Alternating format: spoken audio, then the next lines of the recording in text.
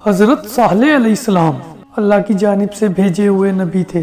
آپ علیہ السلام قوم سمود کی طرف بھیجے گئے۔ آپ علیہ السلام نیک کاموں کی طرف بلاتے اور برے کاموں سے روکتے تھے۔ قوم سمود گناہوں میں مبتلا تھی۔ قوم سمود کے لوگ آپس میں ایک دوسرے پر ظلم کرتے تھے۔ صالح علیہ السلام نے اپنی قوم سے کہا کہ کیا تمہیں قوم عاد کے بارے میں معلوم نہیں؟ ان کا انجام کس طرح عبرتناک ہوا اور اللہ نے کس طرح انہیں سزا دی۔ قوم سمود کا خاص پیشہ بھیڑ بکریوں کی پرورش اور تجارت تھی۔ قوم سمود دولت سے مالا مال تھی اور جسمانی طور پر قوی بھی تھی۔ اس قوم کی اخلاقی حالت اچھی نہ تھی۔ ذرا سی بات پر لڑنے مرنے کے لیے تیار رہتے تھے۔ بے گناہ لوگوں کو قتل کرتے تھے، کمزوروں کا مال ہضم کرتے تھے، کمزوروں پر ظلم ڈھاتے، بتوں کی پوجا کرتے۔ اس قوم کو راہ راست پر لانے کے لیے اللہ نے حضرت صالح علیہ السلام کو نبی بنا کر بھیجا۔ حضرت صالح علیہ السلام ان سے کہا کرتے کہ اے قوم، اللہ کی بندگی کرو، اس کے سوا کوئی حقیقی معبود نہیں۔ اللہ نے مجھے پیغمبر بنا کر بھیجا ہے تاکہ تمہیں اللہ کے عذاب سے ڈراؤں۔ لوگ ان سے کہتے ہمارے پاس دولت بھی ہے، قوت بھی ہے اور عزت بھی ہے۔ اگر اللہ کو نبی بنانا منظور ہوتا تو ہم جیسوں کو نبی بناتا۔ اگر اللہ ہم سے ناراض ہوتا تو ہمارے کھیتوں کو اجاڑ دیتا، ہمیں رہنے کے لیے عالیشان مکانات نہیں دیتا۔ ہمارے پاس بے شمار اونٹ، بکریاں اور سواری کے لیے گھوڑے ہیں۔ یہ اس بات کی دلیل ہے کہ ہمارے بت ہم سے بہت خوش ہیں، اس لیے ہم ان کی پرستش کرتے ہیں۔ ہم یہ بات برداشت نہیں کر سکتے کہ تم ہمارے معبودوں کو برا بھلا کہو۔ ہمیں ان کی پرستش سے نہ روکو۔ ہم تو خوشحال ہیں، لیکن تمہاری بات ماننے والے مفلس اور غریب ہیں۔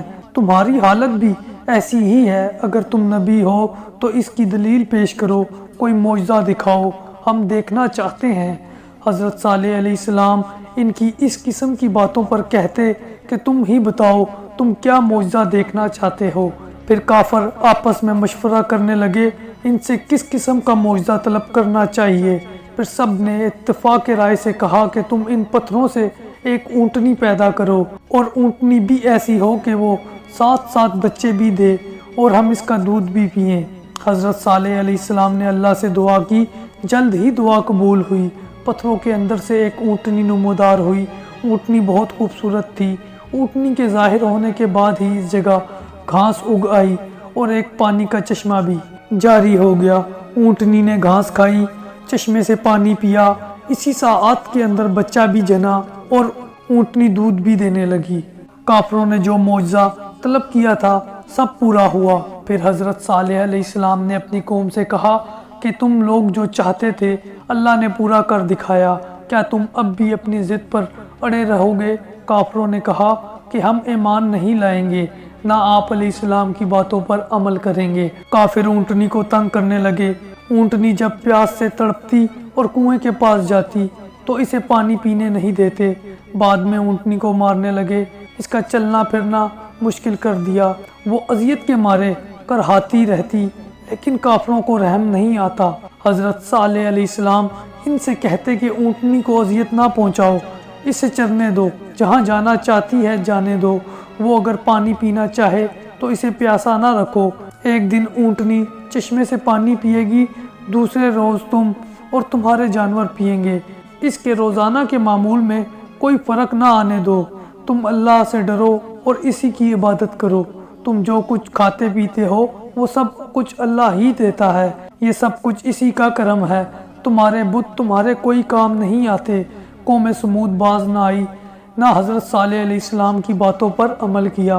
ایک روز اچانک حضرت صالح علیہ السلام کی اونٹنی کو قتل کر دیا۔ قتل کی خبر جب آپ علیہ السلام کو ملی تو آپ علیہ السلام صدمے سے نڈھال ہو گئے۔ آپ علیہ السلام کی آنکھوں سے آنسو جاری ہو گئے۔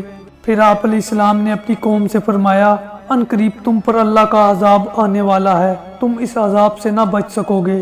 اس کے بعد ہی آسمان پر بادل گرجنے لگے، پھر بجلی چمکی۔ اس کڑک اور گرج کی آواز سے پوری قوم ہلاک ہو گئی۔ جو لوگ آپ علیہ السلام پر ایمان لائے تھے اللہ نے انہیں بچا لیا۔ جو لوگ اس تباہی سے بچ گئے وہ عرب کے مختلف علاقوں میں آباد ہو گئے۔ قوم سمود کی تباہی اور بربادی کے آثار حجاز اور شام کے درمیان عبرت کا نشان چھوڑ گئے ہیں۔ غزوہ تبوک کے بعد جب اسلامی لشکر تباہ شدہ آبادی سے گزر رہا تھا تو انہیں پانی کی ضرورت پڑ گئی۔ وہاں پانی کا ایک کنواں دیکھا۔ لشکر نے آٹا گوندنے کے لیے پانی لیا تو حضرت صلی اللہ علیہ وسلم نے فرمایا، جس بستی میں اللہ نے اپنا عذاب نازل کیا اس جگہ کی کوئی چیز استعمال نہ کرو۔